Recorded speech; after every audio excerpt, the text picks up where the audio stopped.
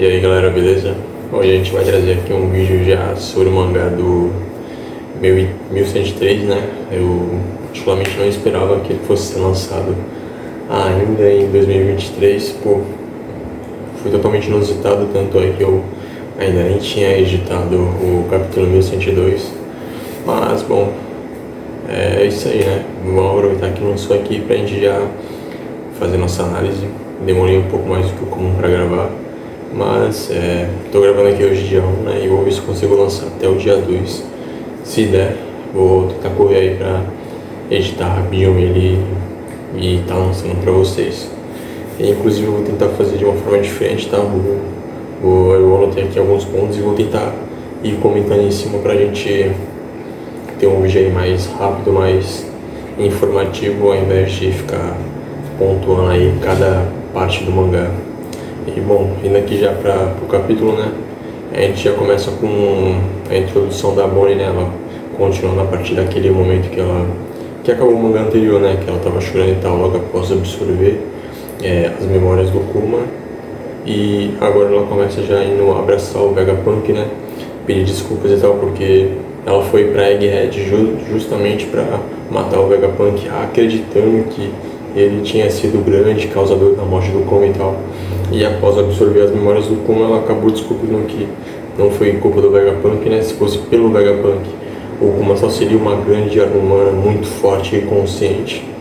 Mas graças ao São Saturno, ele acabou tendo que fazer vários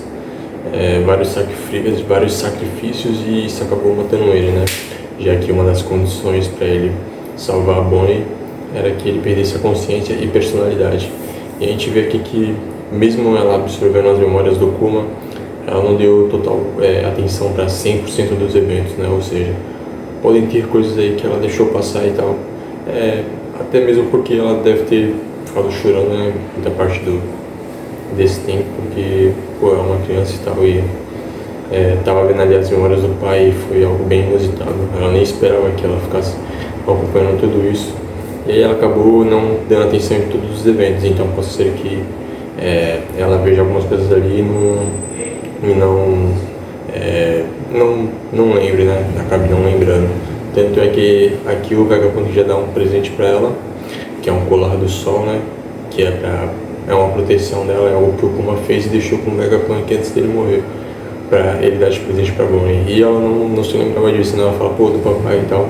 Ela demonstra uma surpresa. E, bom, eu já queria trazer um ponto interessante que é, pô, esse colarzinho, ele é o colar do sol, né? E ele se parece muito com aquele símbolo que a gente viu na igreja, que o Kuma estava. Eu não sei se o Oda colocou isso de forma proposital, né? Mas isso é muito semelhante àquele símbolo, né? Tem uma esfera no centro e em volta dele são oito esferas menores. Isso faz referência ao Sol, né? Um astro e 8 planetas. Não sei se isso foi proposital ou não, né? Mas fica aí a questão, né? Se foi proposital, então a gente já tá vendo aí mais algumas ligações. Pô, será que o Sol é aquele que protege todos, né? Fazendo referência a Nika. Enfim, vamos continuar aqui. E a gente seguindo aqui adiante, a gente já vê o momento atual, né? Finalmente a gente retornou e a gente viu o São Saturno ainda segurando a Bonnie e todos os outros ali caídos no chão, né? E ninguém dá bola pra eles, tipo, o Sanji tá ali na frente dos marinheiros. O Vegapunk, as cópias dele também, né? E ainda assim ninguém dá bola pra eles. Estão todos mirando na Bonnie ali, né? Na mão do São Saturno, já que ele pediu pra atirarem nela pra matar, né? E aí ele vai falando, pô, seu pai está morto e tal. E o Sanji fica reclamando bastante que não consegue se mover e tal. E isso acaba me trazendo um alerta, né? Porque, pô, o Sanji é o comandante de um Yonkou agora. Ele tipo, não tem nem como falar que não é, né? Ele é o terceiro. Ele é o quarto com a maior recompensa e é acima de 1 bilhão ainda por cima. E é algo que me deixa meio incomodado, tipo, pô, a gente sabe que o São Saturno é muito forte, né, no Gorosei, os 5 Kuroseis devem ser extremamente fortes. Bom, por que o Sanji ainda está caído no chão, né? Porque ele não consegue se mover. Eu não sei se isso tem a ver com a falta de perícia dele com o Busoshoku, né? Porque se for comparar com o Zoro, ele acaba não se destacando tanto com o Haki do armamento, mas o Haki da observação ele já se destaca mais. Não sei se pode ser isso, né? Será que se fosse o Ural, ele conseguiria usar o Haki da mesma forma que ele usou contra o Doc Quiz, né? Para se livrar desse efeito? E aí acabaria com esse problema? Ou será que mesmo ele tendo um Haki tão avançado não conseguiria se libertar, né? Será que o Sanji não conseguiria se libertar? E aí me preocupa porque, pô, a gente tem aí o King e o Queen, que são todos personagens fortes que poderiam acabar sendo pegos por esse efeito, né? Pô, imagina você chegar lá na tripulação do Shanks e ver o Ben Beckman sendo pego por esse efeito aí e ficando no chão, né? Sem poder fazer nada. Então o Yasop, né? Pô, até o mesmo bando do Barba Negra, né? Com o Shiryu ou com o Burgess. Pô, eu realmente não gostaria de entender o porquê deles ainda, do Sanji, né? Pelo menos o Sanji ainda estar caído, né? Será que com o Jinbe também seria a mesma coisa, ou com o Zoro, né? Enfim, eu espero que isso seja só a falta de perícia elevada do Haki do armamento que o Sanji não tem, e que se fosse outro personagem que domina melhor o Haki do armamento, ele já conseguiria se livrar.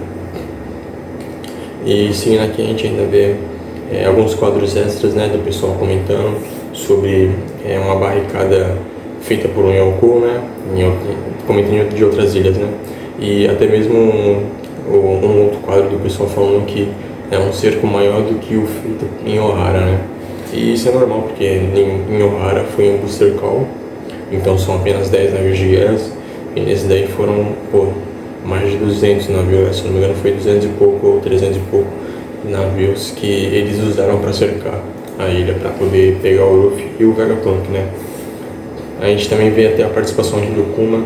Eles perguntam, né, pô, se o Kuma começasse a se mover por um fragmento de instinto, onde você acha que ele vai, né, onde você acha que ele iria, Ivan?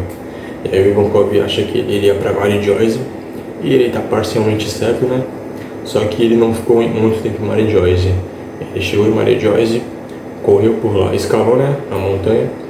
Ele chegou na Headline, escalou a montanha, chegou em Mary Joyce, correu um pouco e depois saltou direto para Egghead, né, como a gente viu. E o Drama até ele fica meio inquieto, né, depois ele fala, ele fica ali só, ele ouve o que o Ivankov fala, só que ele fica meio inquieto, ele fala, pô, será que ele pararia em Mary Joyce? Ou será que ele iria além, né? E indo aqui além, né, a gente vê que a Bonnie, apesar dela estar muito triste, ela fala, bom, se for pra morrer, né, que seja.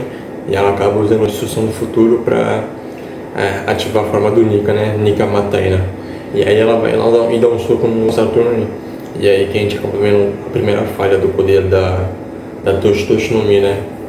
Até então era um poder, extremamente forte, mas que ele acaba mostrando aí já uma fraqueza, que é justamente a de quanto mais você reconhece sobre o futuro, mais fraco você vai ficando, né? Ou seja, se você for uma criança que acredita em tudo e tal, você pode acabar se tornando, pode pegar os poderes de uma lenda, né, que não existe, e acaba fazendo as coisas que ela faz. Mas se você acabar descobrindo que ela não existe, você passa a acreditar que ela não existe, então você vai perdendo força. E aí não adianta nada você querer se transformar nesse mito, né? Porque se você não acredita, então não adianta nada.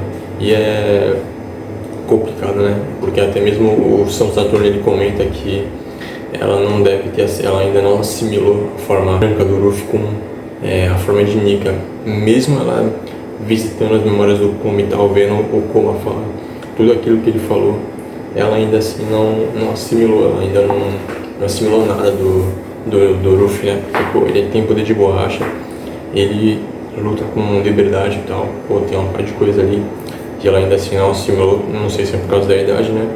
Faltou um pouco ali de inteligência dela, ou um pouco de atenção, mas ainda não assimilou. E isso deixou ela fraca, né? Ela foi bater no São Saturno e não conseguiu. Depois ela tentou usar os poderes dela nele, para alterar a idade dele, e ela falou, pô, por que não funciona e tal? E aí que ele comenta sobre algo, pô, surreal, né? Que é sobre ele ter dado esse poder para Bonnie. E, cara, ele ter dado esse poder para Bonnie é algo, tipo, surreal. Fala, pô, achei que, né, só a economia artificial feita pelo Vegapunk que teria sucesso, né, nas pessoas e tal, só que a gente vê que ele também consegue fazer extrato de Akuma no Mi, né, um termo novo agora. Antes a gente só usava Akuma no Mi artificial e Smile, mas agora ele traz esse termo que é o extrato da Akuma no Mi, né. Ele pegou basicamente uma Akuma no Mi e recriou ela para, não sei se foi um suco, que nem o Vegapunk faz, ou se ele realmente criou uma Akuma no Mi, e aí ele passou esse poder para Bonnie, né, ele deu esse poder para ela, para ver como que iria agir, e foi um sucesso. Isso é muito interessante. Eu me pergunto, pô, será que ele é tão bom quanto o Vegapunk em criar Akuma no Mi, né, que é a poderes de Akuma no Mi, ou será que ele ainda é inferior, né? Será que ele teve participação aí também na hora da criação dos poderes dos pacifistas? Porque, né, eles usam sangue verde, né? Será que ele usou a mesma tecnologia na Bonnie? E, pô, os efeitos para qualquer um que tenha os poderes de Akuma no Mi é que, sendo artificial ou não, caiu no mar, a pessoa fica fica inconsciente, não, fica como se fosse uma âncora. Então a gente vê que mesmo se um pacifista cair no mar, ele não vai conseguir se levantar e tal, justamente porque ele tem os poderes de uma Akuma no Mi, né? A gente também já viu lá atrás aquela bolha, né, feita de Kairoseki, e que era tão dura quanto, né, segurando os pacifistas, né, os serafins, na verdade. Mas ainda assim poderia ficar essa dúvida, né, pô, será que se ele cair no mar ele vai poder nadar ou não? E aí acho que isso deixa tudo muito claro, independente de quem seja, né, de qual seja a forma que a pessoa adquiriu a Akuma no Mi, seja ela criada, artificial, extrato, sangue verde, independente, caiu no mar, já era, você vai ficar como uma âncora. E é até interessante ver isso aqui, que ele, pô, há 10 anos atrás eles estavam testando aí esses poderes, e ela acabou adquirindo, né, ela foi a cobaia. A mãe dela também foi cobaia de experimentos. E eu vou tentar separar aqui rapidinho alguns comentários, né? Porque sobre a Guinea a gente tem algumas coisas, sobre a Bonnie tem outras. Sobre a Bonnie, a gente viu lá atrás que do nada, né, ela apareceu com os poderes e tal. Demorou muito para ativar, não sei porquê, não sei se é por causa desse efeito, né? E aí só agora que ele viu que o poder de fato, que a experiência de fato deu certo, e que por isso que ele não deixou esse aviso para o pessoal da Cyberpunk, né, que ficou cuidando dela, porque até então, se ele soubesse de fato, então não teria por que ele deixar de avisar o pessoal, porque poderia rolar isso, né, ela acabasse usando os poderes dela para poder escapar, porque, pô, se ela pode se transformar em qualquer futuro possível, se ela se tornasse uma gigante e enfrentasse a Alpha, ela iria derrotar a Alpha da mesma forma que ela derrotou sendo Nika, né? Então acaba que, pô, não faria sentido ele não ter avisado os agentes para eles poderem lidar com ela usando o Kairoseki. E, bom, isso traz muitas hipóteses que a gente pode debater depois de um outro vídeo, mas eu achei, pô, surreal. Eu não esperava que ele soubesse dominar assim tão bem e tal. E isso traz um questionamento, né? O quão bons os outros Goroseis são, né, nas suas respectivas áreas. Eles devem ter centenas de anos de estudo e devem ser, pô, extremamente bons, né? Mas o quão bom eles são, né? Quais tecnologias eles também desenvolveram? Fica aí a questão. Agora eu me pergunto, será que o Son Saturni é tão espetacular na ciência quanto o Vegapunk é, né? Ou talvez não, porque o Son Saturni ele não pode ficar parado ali estudando, só se dedicando a isso, né? Diferente do Vegapunk, que é um cientista contratado, e ele pode fazer isso, né? Pode viver disso, já que ele não tem preocupações a mais. E explicando direitinho a habilidade dele, da Bonnie, né, da Toshitoshi no Mi, é como a gente falou naquela vez. A habilidade dela é basicamente a de se transformar em qualquer futuro, né? Ou seja, qualquer futuro que ela quiser se tornar, ela pode, ou até ela pode regredir, né?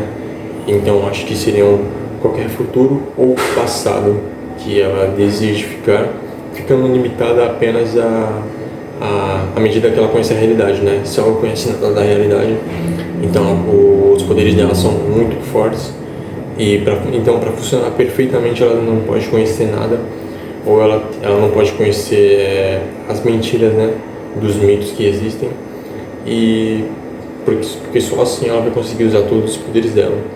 Se ela acabar conhecendo e souber que algo não existe, né, que é pura fantasia, ela acaba enfraquecendo, e aí ela teria que achar outras formas de repor, né, as técnicas dela e tal, como pô, Nika, né? Nika até então é a forma mais forte dela. Com o que ela vai repor, né, essa perda dessa técnica, porque até então ela conseguiria machucar muito o São Saturno, só que graças a essa falta de crença em Nika, ela acabou se machucando, né, no ato do soco. E aí fica esse ponderamento, né? O que será que vai acontecer agora? Será que ela vai realmente ver que o Luffy é o Nick e vai conseguir ajudar ele em batalha, né, nos próximos capítulos, ou não? Enfim, né, ela ainda fala que quer acreditar em Nick e tal, mas desde que o Kuma se tornou um ciborgue que obedece aos Gorosei, ela acabou perdendo essa... Ele finalmente revela que foi ele que fez experimentos com drogas na Guine, e ele solta uma frase muito interessante, né? Ela se tornou a oitava esposa da Terra Sagrada.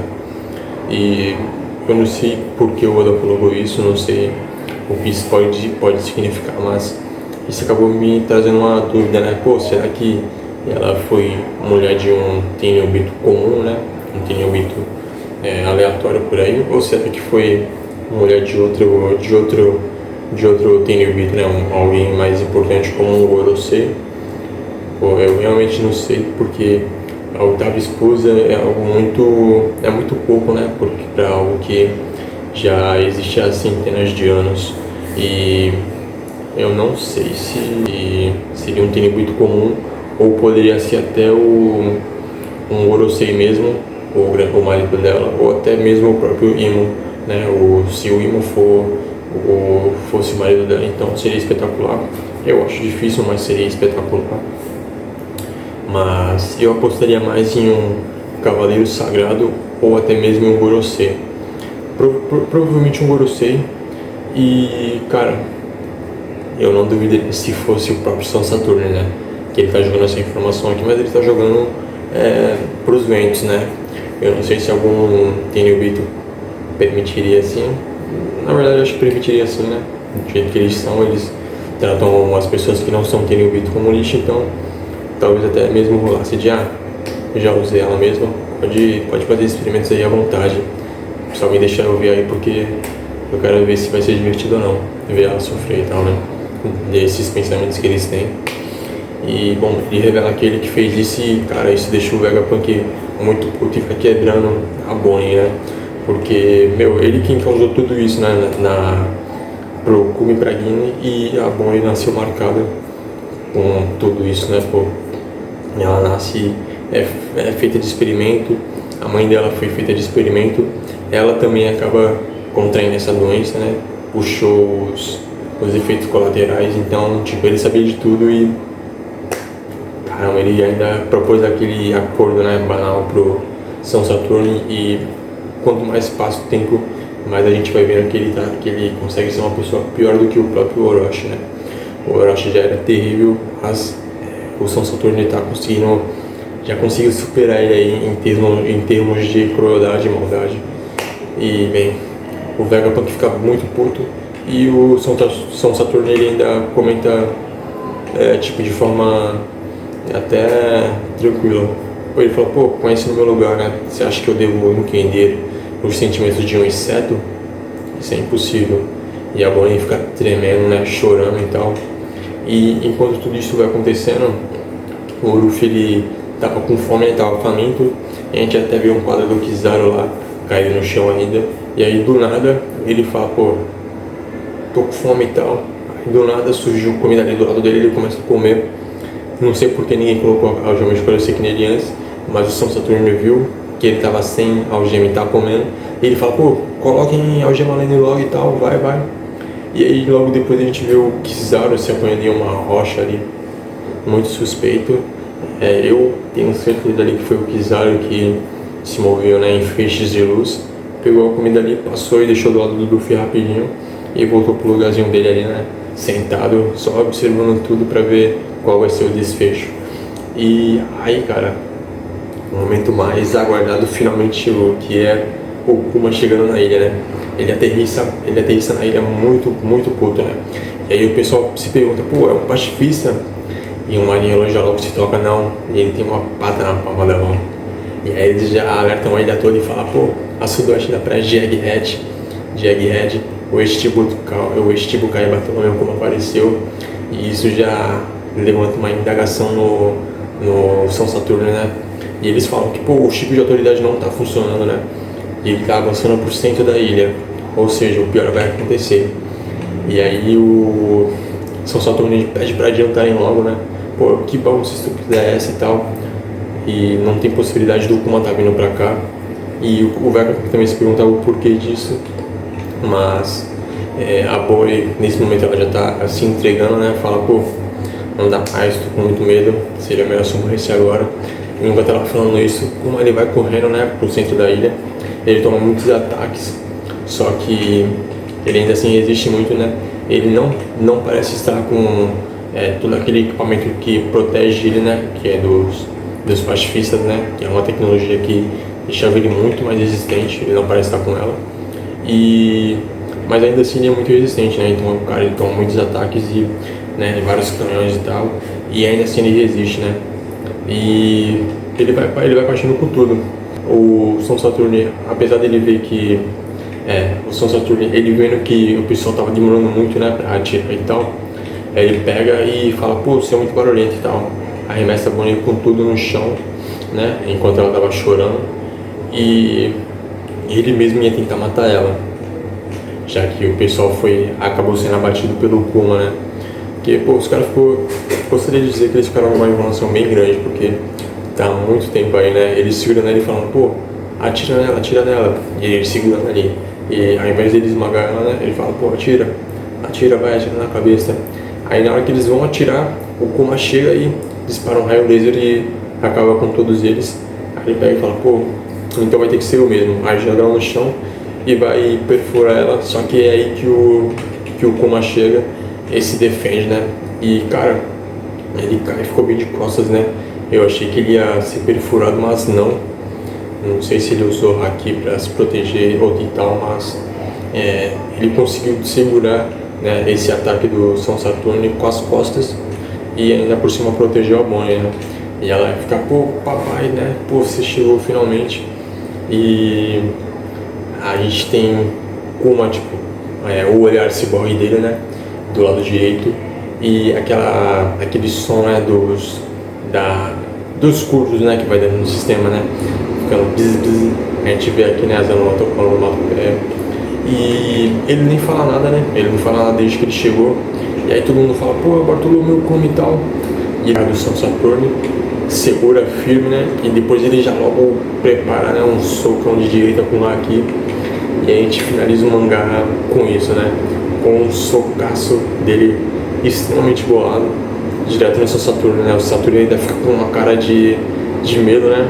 Uma moça que a gente não tinha visto antes.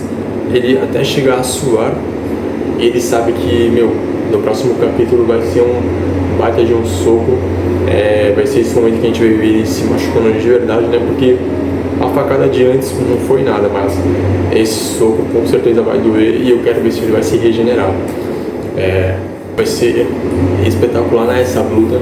E o Luffy, ele tá voltando, é inegável que ele vai voltar, ele tá comendo ali. Ele já vai repor as energias, né? Vai repor ali todo o gás dele para ele poder acessar a forma do Gear 5. E a luta provavelmente vai ser Luffy e Kuma contra o São Saturno. Bem provável que agora o Sanji finalmente se livre, né? Eu espero que sim, porque é muito estranho. Pô, ele tá sendo subjugado pelo São Saturno. É algo que eu não aceito muito bem. Eu entendo, né? Eu entendo o porquê disso, né? É um personagem poderoso, pô. se for equiparar em termos de força, ele segura o Luffy, ou quiseram também na pancadaria de boa, ou ele também conseguiria enfrentar tanto o Kaido, a Big Mom e tal. Mas ainda assim, pô, o Sanji tem um alto patamar, é inaceitável que ele seja subjugado de forma tão fácil. Se ele está ferido, né? Pô, ele tá inteiro ali. Ele não se machucou de forma que, pô, prejudicasse a forma dele usar as habilidades de combate. Então, eu espero que ele possa se levantar e fazer alguma coisa na ilha. E vamos ver como vai ser o próximo mangá, né? Nessa primeira semana de janeiro a gente não deve ter nenhum capítulo, né? Porque deveríamos estar há uma semana sem capítulo, mas acabou que o capítulo 1103 chegou antes do previsto. Então a gente só deve ter mangá agora lá pra segunda semana de janeiro. E bom, vamos esperar, né? Tô com o vídeo aí pra soltar também. Já tá gravado, só falta editar. E eu logo vou estar lançando ele, tanto esse quanto o outro pra vocês. Eu acabei terminando aqui, mas eu acabei de lembrar, né? Cara, eu me pergunto onde tá o bando do Barba Negra, né? A gente viu eles há muitos capítulos atrás e até agora não apareceu nada deles. O Kuma já chegou na ilha, né? Ele saiu de Maré Joy, já chegou na ilha e até agora a gente não viu esse bando do Barba Negra, né? E eu me pergunto, pô, cadê o bando do Barba Negra, cara? Será que eles vão aparecer na ilha no próximo capítulo, daqui a 2 capítulos? Será que eles vão participar dessa batalha?